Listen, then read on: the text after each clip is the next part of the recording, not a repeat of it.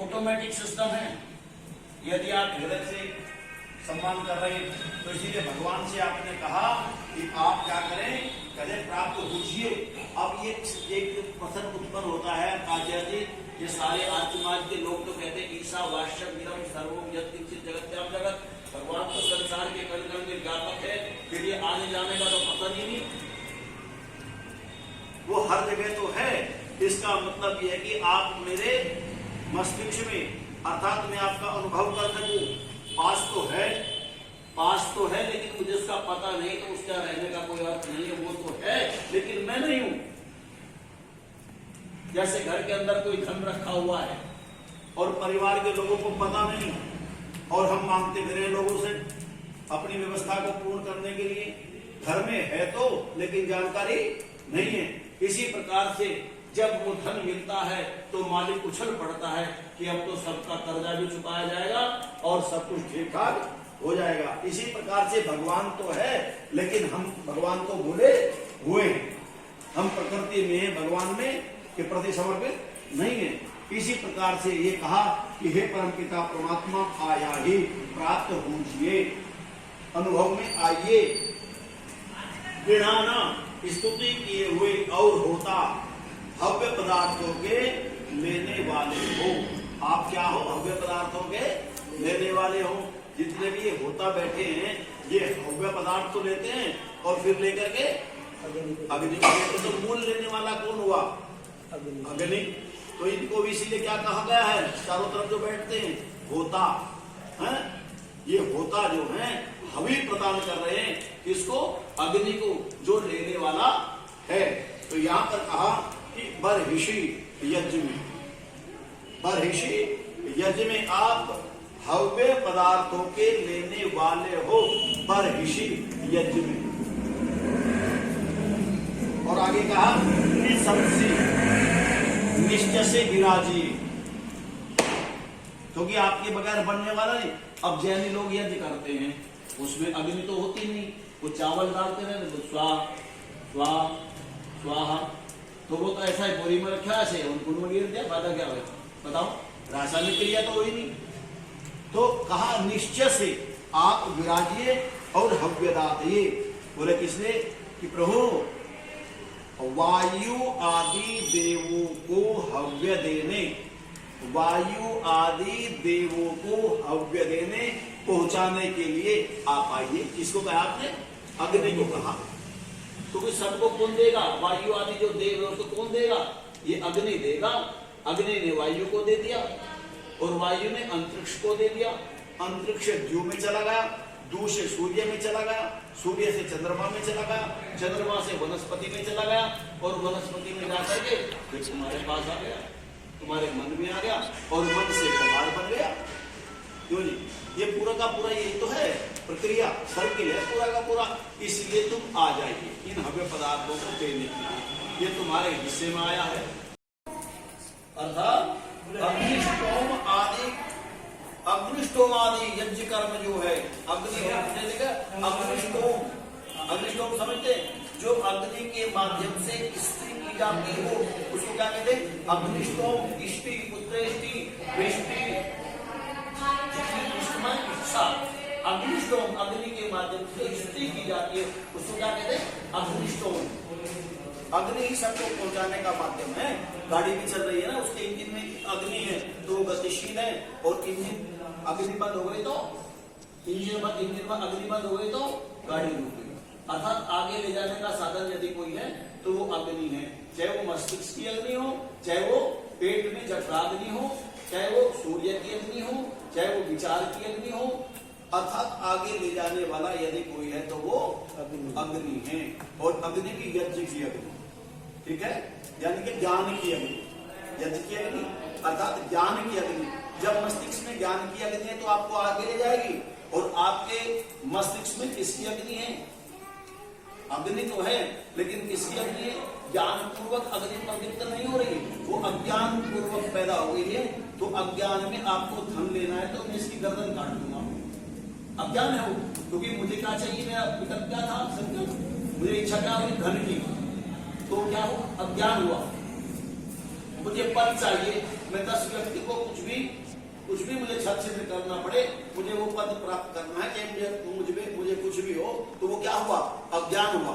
मैंने किसी को मृत्यु दंड क्या, दंड देने का अधिकार नहीं, किसी को मार दिया, वो अज्ञान हुआ। तो मेरी उन्नति हुई उसमें या अवनति हुई? अब मैं जेल चला गया, जेल जाने के बाद में सारा धन चला गया, मेरा काम छिन गया, तो परिवार की उन्नति हुई कि अवनति? अवनति हुई। इसे आगे ले जाने वाली जो है वो ज्ञानाग्नि है।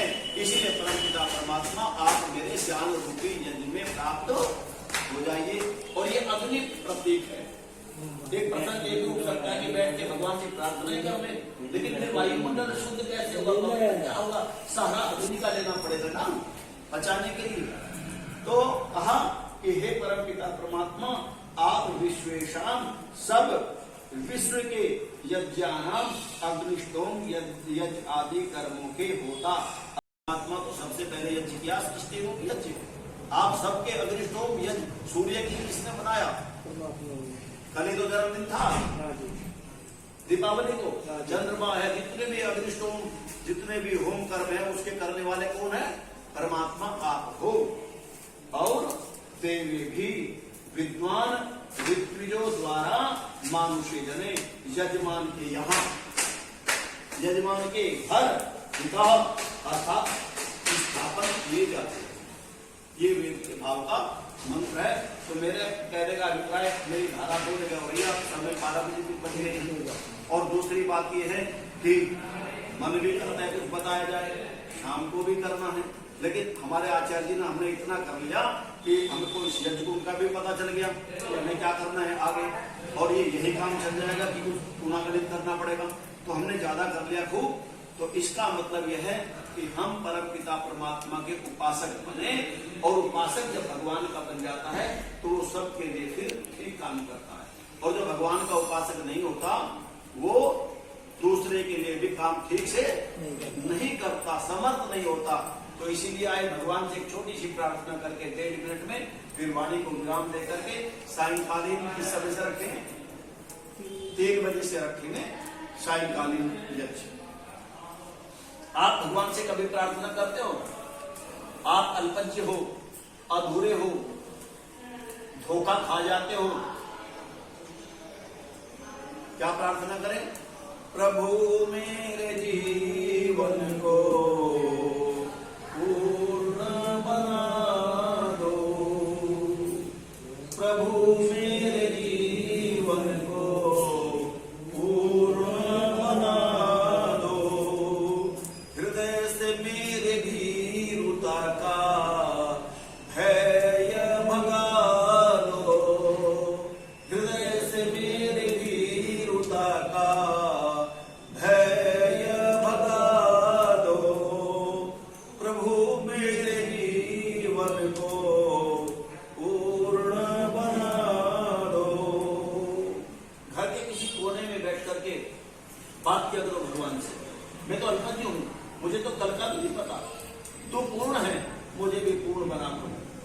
और फिर क्या कहोगे? कहां तुमको ढूंढूं, कहां तुमको पाऊं, मिलने का साधन अपना बता दो, मिलने का साधन अपना बता दो, प्रभु मेरे जीवन को पूर्ण बना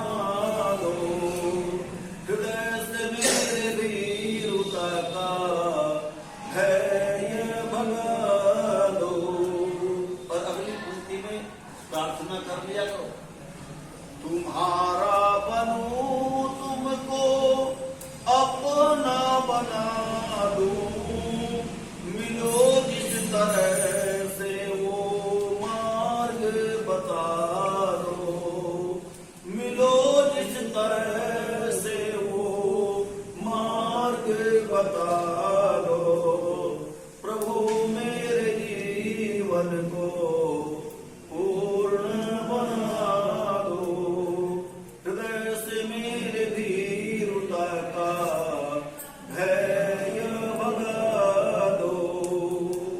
और इतना समर्पण बोलो, उबारो मुझे तुम पकड़ करके कर को, आशा की ज्योति का दीपक जला दो, आशा की ज्योति का दीपक जला दो, प्रभु मेरे जीवन को पूर्ण बना दो, पूर्ण बना दो।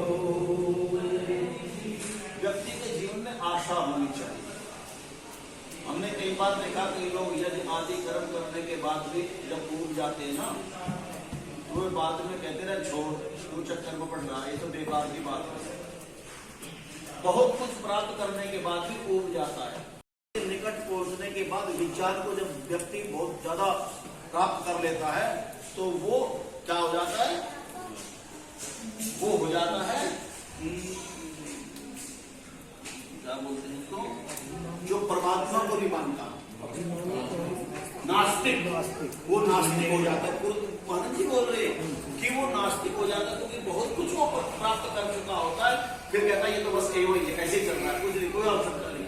लेकिन जिनको सिद्धियां कहते हैं, इसके आगे जाकर जब निरंतर लगा रहना, ये आशा है।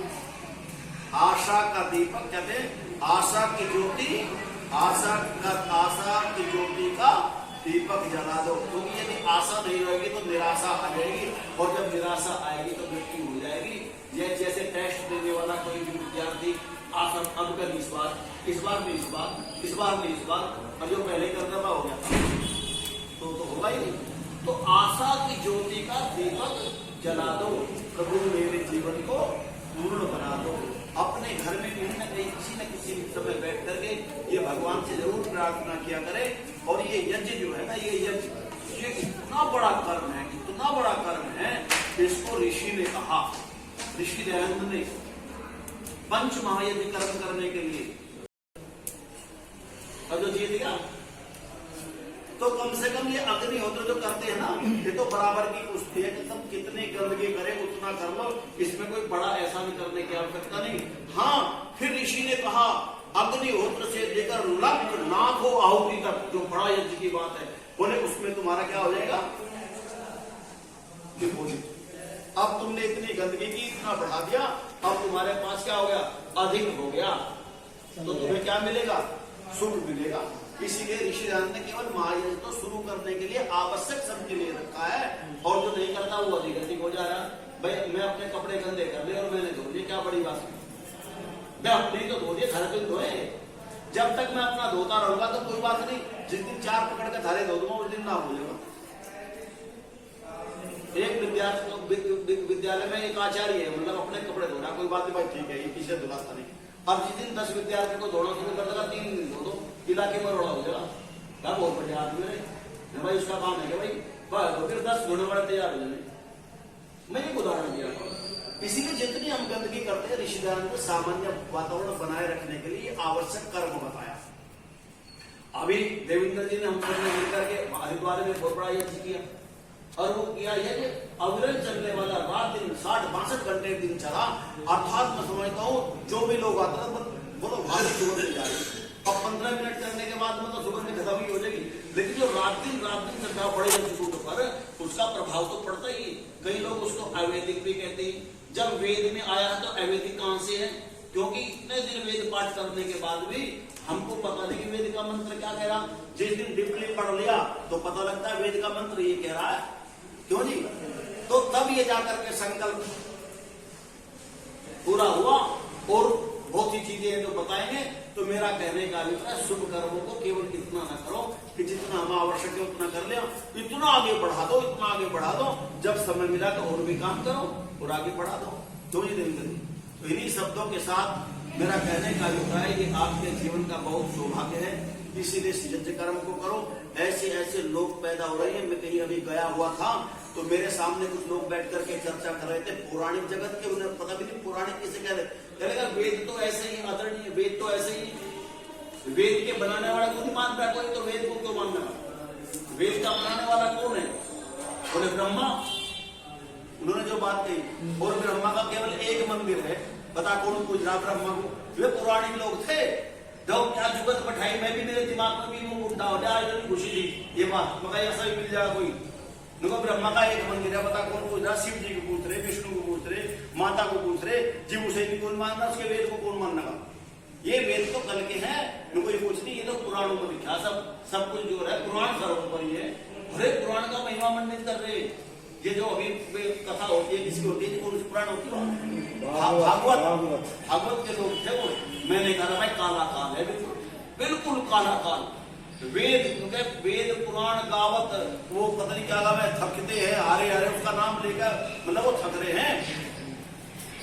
लेकिन देखो ये वेद तो कल की चीज है, और वेद सागर जो है पुराण है, और ये ब्रह्मा ना बनाए, और ब्रह्मा को कोई नहीं मानता।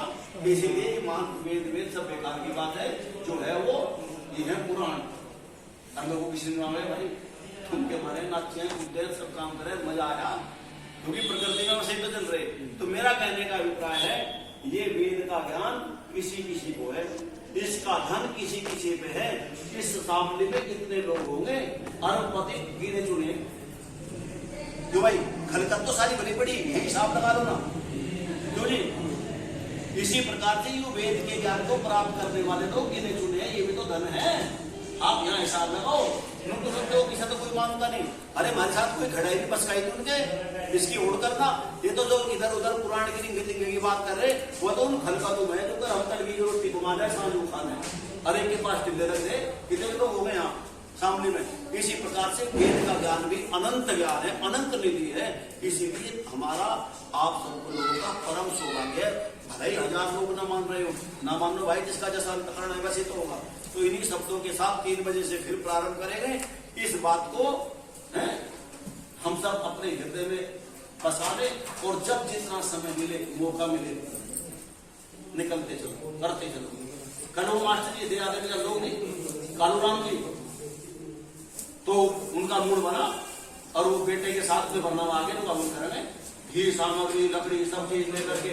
तो वो भी व्यक्ति है, तो उनके मन मस्तिष्क में कहीं से कोई बात नहीं आई होगी। और ये अविरल यज्ञ में हम जब चर्चा की, उन्होंने कहा वेद में है, इसको करो, शारद यज्ञ उसको बोलते हैं। तो वो भी साथ गए थे। हमने ज्यादा लोगों को तो इसलिए नहीं कहा क्योंकि ये यज्ञ ऐसा इसमें उठा पटक भी करेंगे, ये तो कर नहीं दे, बस उठा पटक ज्यादा करेंगे तो अपना काम कर दो पहले, क्यों जी? तो मेरा कहने का अभिप्राय है, तो वो व्यक्ति कहीं से तो उनके मस्तिष्क में आई होगी बात। तो इन्हीं शब्दों के साथ मैं पुनः निवेदन करता हूँ कि जितने भी शुभ कर्म है उन्हें करते चले जाओ, उन्हें कल पर नहीं छोड़ना चाहिए। शुभ कर्म करने के बाद भी यदि हमको ये लगे कि हमको लाभ प्राप्त नहीं हो रहा, तब भी सुकर्म न छोड़े। तो एक व्यक्ति काम करे, काम करने वाला रोटी खावे, और जो खाली है उसे भी मिले, वो भी तो खा रहा। जीवन चलाने के लिए तो उसे मिल रही, अन्यथा तो खत्म करो बस नहीं मिले। तो इसीलिए जितना भी शुभ कर्म है इसको साथ साथ करते चलो, दूसरे के ऊपर मत छोड़ो। तो इन्हीं शब्दों के साथ में सभी का बहुत धन्यवाद। 3 बजे से फिर प्रारंभ होगा।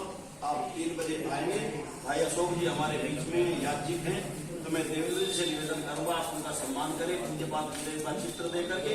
और गुरुदेव के आश्रम के प्रति बड़े समर्पित है, और यज्ञ याग आदि कर्म उनके जीवन का एक अंग है। प्रतिदिन यज्ञ करते हैं, बढ़िया वाली सामग्री से करते हैं, तो निश्चित रूप से जब उनको देखते हैं तो प्रसन्नता होती है।